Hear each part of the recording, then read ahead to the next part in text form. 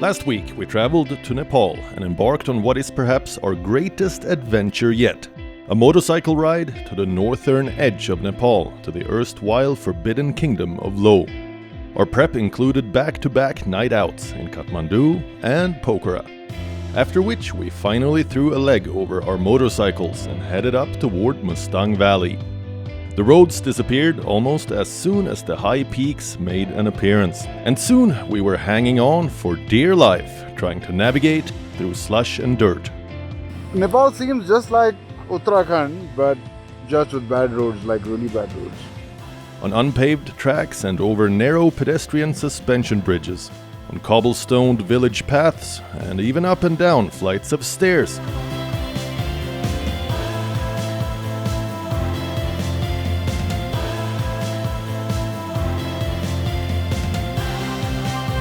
Eventually, we managed to make it to the gorgeous town of Kagbeni, the last outpost in Lower Mustang.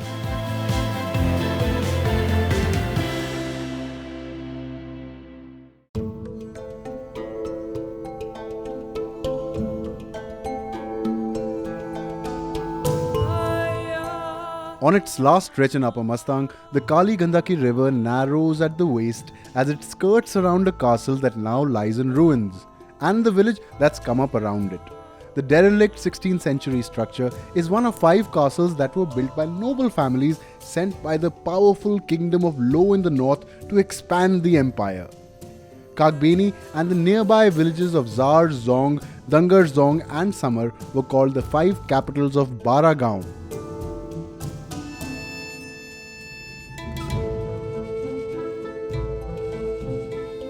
In the 1960s, Tibet had just been annexed by China, but Mustang, owing to its remote and inaccessible location, it is extremely inaccessible. It's located along the Kali Gandaki river, one of the highest gorges in the world. It's past the Annapurna and the Dholagiri ranges, and on the north lies the Tibetan plateau, and in between lay Mustang. So it wasn't easy to get to for sure.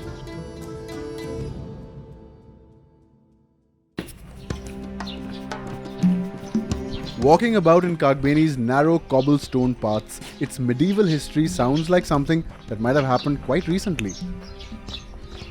Mem, or grandfather, the guardian deity of the village, who's been here for close to half a millennia, still sits at the gate and gives you the eye.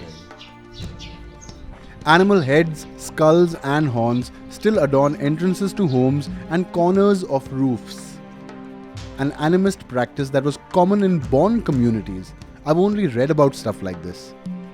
The castle might have withered away, but the monastery that was constructed in 1429 is still the best maintained structure in town. They don't particularly care for people shooting here, so I'm going to respect that.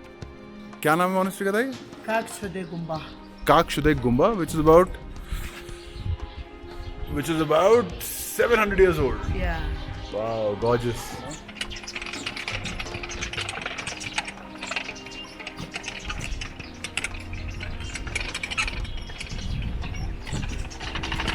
Kagbeni's mud houses huddle together like a close-knit family at the supper table, and the narrow lanes are perfect for man or goat, but not both.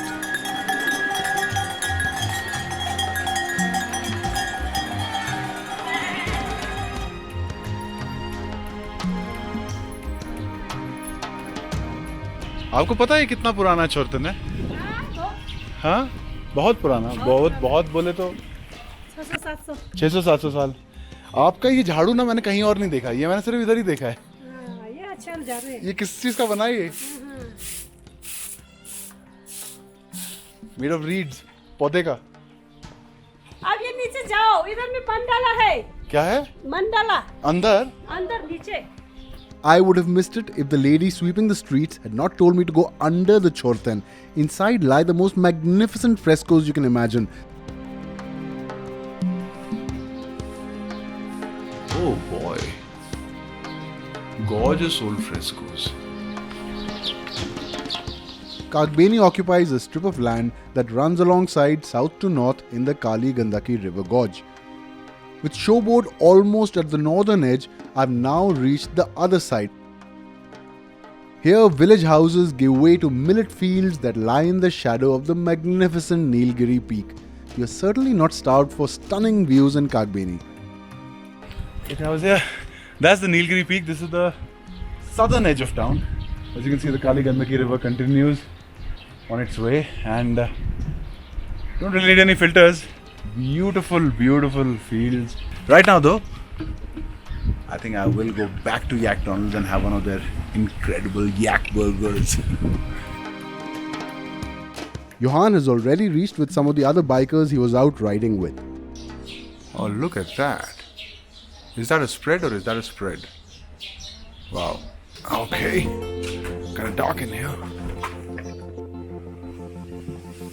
What have you guys ordered? Oh, the yak burger. It's divine, huh? Devu, any comments on the food? Is mind-blowing. Have you Ride back all the way from Romantha for it. have you ever had yak burger before? I have actually. But You this have? is way better. Bad question to ask these guys, these explorers. How about you, Cliff? Yeah, You've also obviously had this before. and I gotta say, after 5 days of dal bhat, I don't care if it's made out of the yak's back, or the yak's bone, or the yak's horn. Not very discerning, are we? I don't even know. Oh man. So no prime steak for you. No, any steak. Oh, that looks good. That looks good. How about you, Ravish? What's up? Not going to eat anything? I ordered steak. So You were steak, so have I. There is Ketan completely diving into his sandwich. You know, with the sort of gusto only men who've been on vegetarian diet for a long time have. Good stuff, bro. What is that? The egg sandwich. I tried a little piece of the steak, and it's not chewy at all, man. I'm so sorry. You know, I don't even know your name. Hishi. Hishi, I'm Meraj. Yeshi runs Yak Donald's and appears to pretty much do it single-handedly. I wonder what it must be like for her to live in Kagbeni. Pretty as it is, the town doesn't seem like an exciting place to live for a young person. This is where the yak magic is happening. Yak cheese. And the master chef.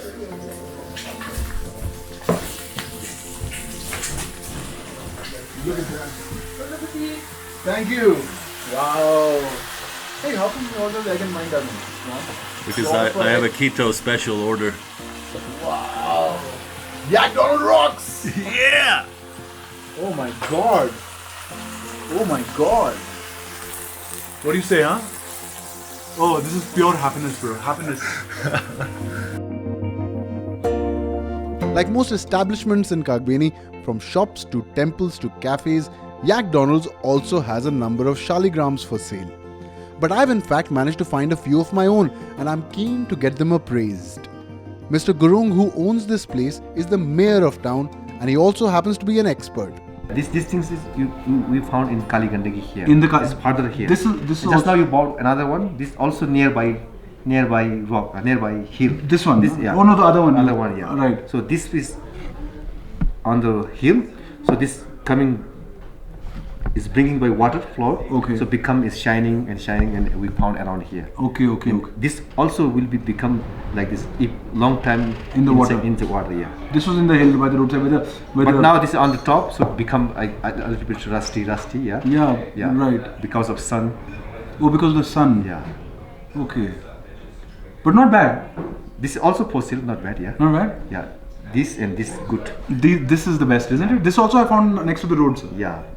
I found this next to the road. Yeah. But this is all clear. This is beautiful. Yeah. All this is not very clear. Right. If clear, you can make locket also. With this, no? Yeah. It's a great idea, actually. So, what is the significance of these? I mean, I believe they have some sort of religious significance also. Yeah. Mostly this, especially it called Hinduism. This is called Vishnu Chakra. Vishnu Chakra. I see. Yeah. I see. Sivalinga. We have another also. And many things. Okay. Sivalinga, Vishnu Chakra, Nursing. Yeah. Okay.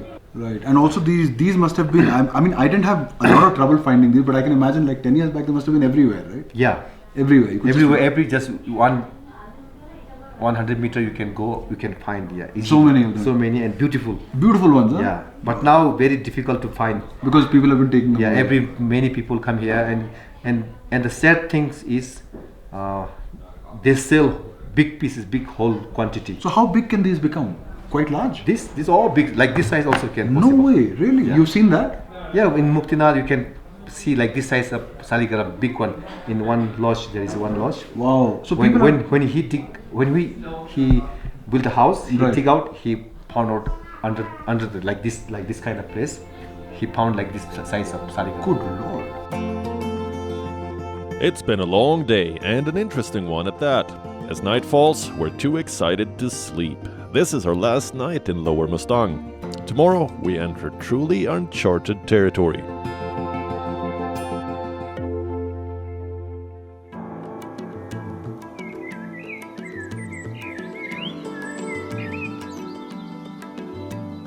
The gateway to Upper Mustang. It's easy to see, literally, how and why Kagbeni got that epithet. At the southern edge of the village, the land drops down steeply into the river gorge. A signpost advises visitors where they may or may not go.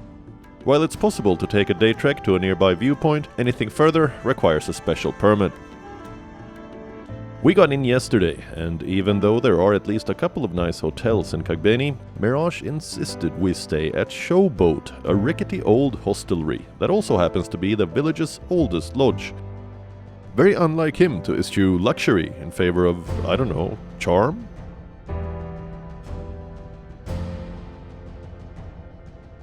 Showboat is passable as far as creature comforts go, but absolutely outstanding when it comes to hospitality. Tenzin, the owner, can't put a date to when his dad set up the hotel because, in his words, I wasn't born then. Would it be simplistic to say that people here are, well, innocent? Probably. But Tenzin and I struck a deal for him to show me around this morning. As agreed, Tenzin, here's your moment in the sun.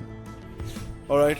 मैं हूँ तेंजिंग कागबेनी से ये मेरा store है store का नाम है little Tibet souvenir store Tenzin is a great marketer. Tibetan incense and Tibetan beads, 3 items I sell here. The kitchen certainly seems to be from another era altogether. Guarding this significant mansion is the most notorious doggy in Kagbeni, Singay. Trespass at your own peril. Wait, trying to work here. Go away. The real ace up this hotel's sleeve lies on the roof and the view from there. So Johan and I have spent the night in Kagbeni, which is literally the last town in Lower Mustang, and it's about as far as most visitors go. You need a pretty pricey permit to go further on. Well, we Indians don't. For a change, guys, there's an advantage here. And Johan, with his Swedish passport, has to pay $50 a day, $500 for 10 days. Anyway, Johan, this is about as far as you've been, right? Yeah, I went up to Muktinad, but I haven't gone into Upper Mustang because of the permit situation. So now I managed to make it. Lomantang is the capital city of Mustang, of Upper Mustang, and that's why it used to be known as the Kingdom of Lo. So, well, we're going to go and explore the Kingdom of Lo. The Forbidden Kingdom. It's kind of from this town onwards, this is where the real adventure begins.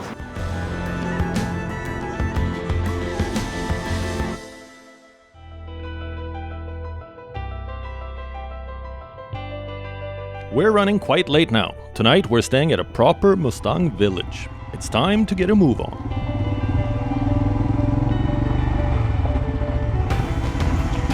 The motorcycling is great fun, but if we had the time, then I would have liked to walk to Lomantang, at least from Kagbeni, like people did back in the day.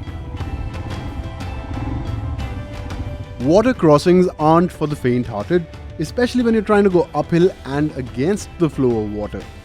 We've had a few tough ones on this ride, but the one we encounter on the way to Ghami is a different beast altogether. I'm not particularly worried though. I've got a fair measure of the bike and I'm pretty comfortable on this terrain. Whoa, that was a close call.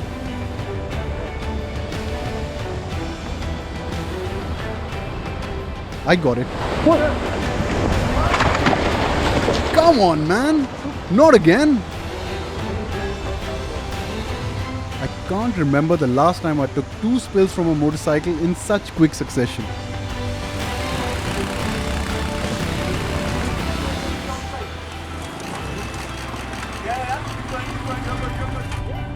What am I doing here? I could be sitting and sipping sundowners on a beach somewhere. Anyway, this is no place to be daydreaming while riding a motorcycle. Focus on the road, Meraj.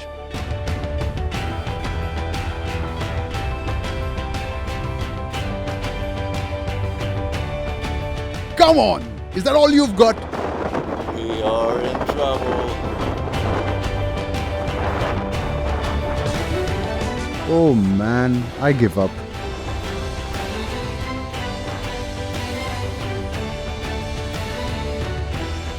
Wow, will you look at that? I love this place, man. I'm just glad Meraj managed to restart his motorcycle. You really don't want to get stranded here. Alright folks, on our way to Ghami, or Dhami, one day before we reach Lomanthang. I don't know what this bus is called. I think it's called Kurala. Check that out, man. Check out the vista.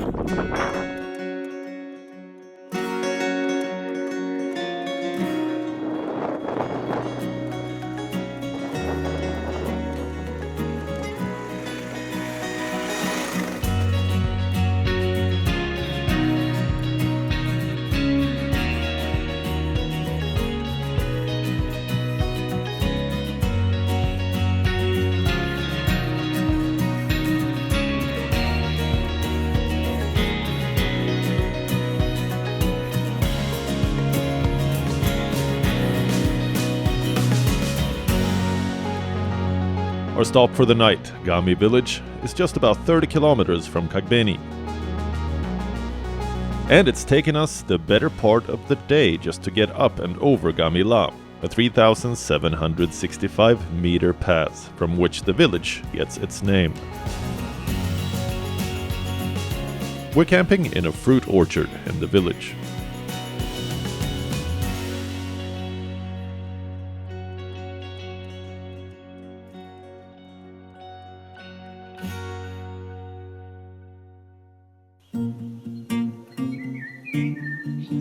What a great campsite! Reminds me of the time Meraj and I camped in Suru Valley near Kargil last year.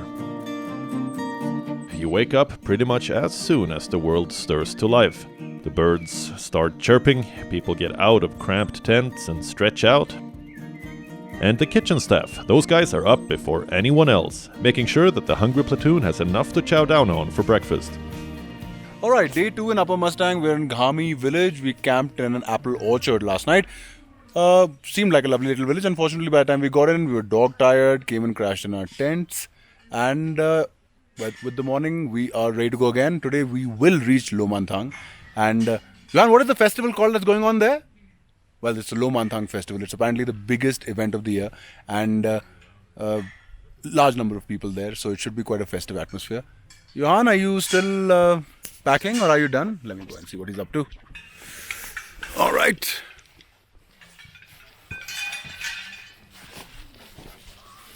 Looks like the tent is all packed and our man is all ready. As you can see, Johan has trouble finding clothes his size. These are capri pants. What do you mean? These are not capri. Like oh, there you are. It's Johan the Cairo. What are you doing to Nirmal? Nirmal, this man is a very, he has a very dubious reputation, so I'd be very careful with him. But right now I'll take it. No, but this, this as a matter of fact is one of the things that Johan is genuinely like super good at. He's cracked my back a couple of times, and when he was doing that, I mean, because he's got a bone to pick with me, he has no bone to pick with you. I was really worried.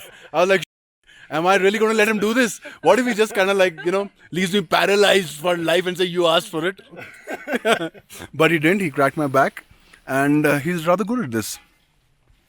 What's happened exactly? Your shoulders are sore? Yeah, I think I pulled something on the right shoulder. Nirmal Kaur is an excellent rider, but in this group of grubby-looking men, she's also such a sight for sore eyes. Takes off on solo rides all the time, and juggles her time working for the British Council in Delhi and traipsing about in Ladakh.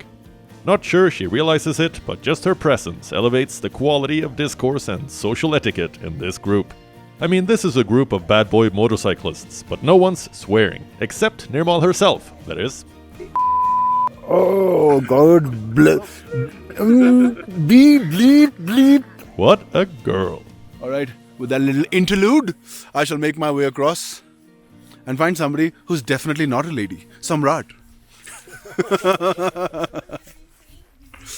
How goes, Samrat? Good man. Beautiful morning Beautiful morning. in Kagbeni village in this beautiful apple orchard. That's true. Hang on a second. I'm just going to move this a bit. Sorry, this is all right. So Samrat and I met a few years back, and I didn't recognize him this time when I met him because he's turned a new leaf. As most men who are his and my age, we suddenly realize the value of fitness, and suddenly Samrat has gone from a city slicker to check him out. Super fit dude, super fit, practically unrecognizable, great rider, and Samrat works for Royal Enfield and he used to handle gear when I met him. What do you do now, Samrat? It's very difficult to describe, but I still design gear for Royal Enfield, and I look after the whole content piece, including the store design and visual merchandising and anything to do with the brand, really. A respectable job. Can you believe that? Say that. A biker with a respectable job is, well, it used to be an oxymoron back in the day, but no longer. Samrat is living proof of that. Thank you, Samrat. Tan, tan, tan. Okay, unfortunately, the tents have been packed and it's time to head. So, next stop is Lomantang at the festival. Hopefully, we'll have a lot to show you there. Finally, we're on the last leg of our journey up to Lomantang, the capital city of the Kingdom of Lo, which is less than 20 kilometers from Gami village. Unbelievably, we'll be lucky to reach before dark.